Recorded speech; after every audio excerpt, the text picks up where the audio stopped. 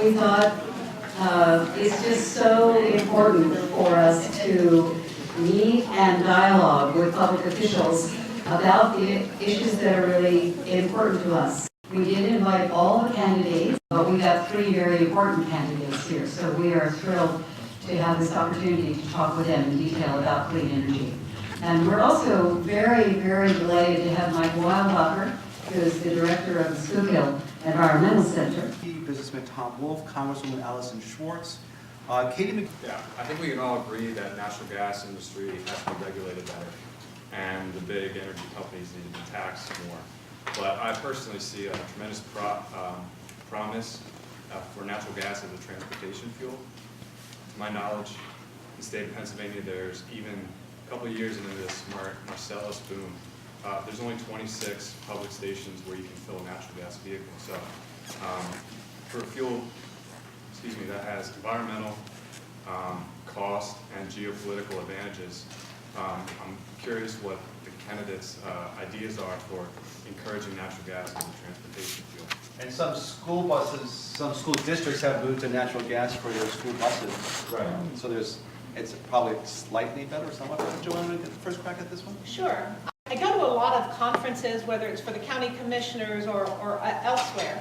And one of the things that I saw that seemed to have merit was that at our landfills, it would be important to set up bulk distribution centers, if you will, because the garbage trucks are the ones that use the most volume. They go up and down every street in every community every week.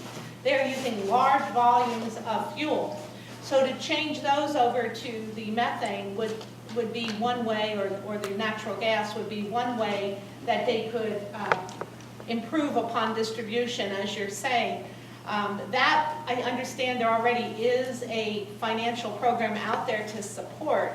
So that's one idea that's on the books. I don't know that it's happening because maybe all the incentives are not there that need to be.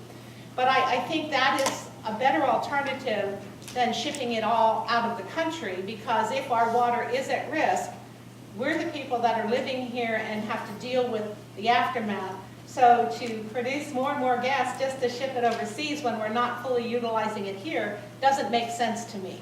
Briefly about public transportation funding. Speak briefly about public transportation funding. Correct. Yep. It's a question about public transportation, but that's linked, as John just mentioned, to bridges, roads, and that's my baby. Yeah.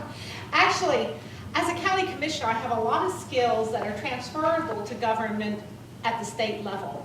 For example, I chair the MPO, the Metropolitan Planning Organization in Lebanon County. Yesterday, we had a summit. That is exactly what I would do on a statewide basis, where we get together some wonderful speakers. We would include House and Senate members and engineers and unions and everybody who has an interest in our safe roads and bridges, and bike paths and pedestrian paths as well. Get them together in a room and go through a series where they have breakout sessions and identify issues and vote on them till the end of the day. Put together a white paper to give back to the House and Senate and say, here's what the masses would like to see. So to that end, with the Marcellus shale tax, in addition to the transportation plan that I believe the Senate had not too long ago that didn't pass, and there's some other places of funding, I think that we can not only fund and repair our roads and bridges and make them safe, but we can also make sure that our mass transit system is the best it can be. I know that as on the Lebanon Transit Board, the one thing that I learned that kind of really didn't sit well with me is that it depends on where the funding comes from, which bus you may use. So if you have large buses and you want large numbers of people to ride, that's fine, and you're going maybe to a different business where they have larger numbers. But if you have smaller buses and they can't be utilized to take people who have disabilities to a place of employment that might have them doing jobs that they can just feel good about getting out, that's one of the things I dealt with. And I'm like, really? We have these buses sitting here, nobody's using them. Well, if this was paid for by the state and this was paid for by the federal government, you have to use it for that purpose. That is dumb. Let's break down those walls and those barriers. Let's use them where they're needed. I mean, I see that as a real need. I'm very thrilled with our, it's called Commute King. It goes from Lebanon to Harrisburg, and it makes the rounds to the airport and comes back to Lebanon, goes 2 rounds up in the morning, 2 rounds back in the afternoon. It's excellent. It'll stop at the major malls or shopping centers. It will stop at Hershey Medical Center, and as I said, in Harrisburg, it will stop at the back door of the Capitol. So we have commuters who are riding it. It's a real success. They have a little thing on the front of the bus that changes the light so they get to go on through. So synchronization of signals, there's all that going on. But they also have Wi-Fi on board. It's convenient for the rider. They have an excellent marketing and education program, like let us be your, chauffeur to work kind of thing. And it's really great stuff. And if you think about it, wow, I can get a lot of work done on that bus riding it. I don't have to pay for parking, so it's economical as well.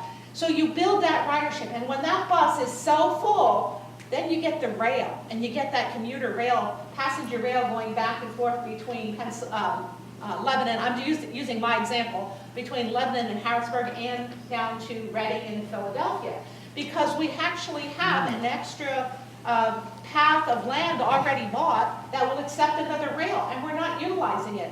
And if that passenger rail runs daytime, guess what? At nighttime, they can run the rail to carry merchandise, and we can move more merchandise as well. There's so many things that we can do with transportation, but it's going to take, again, to me, a summit to prioritize everything and get everybody working in the same direction.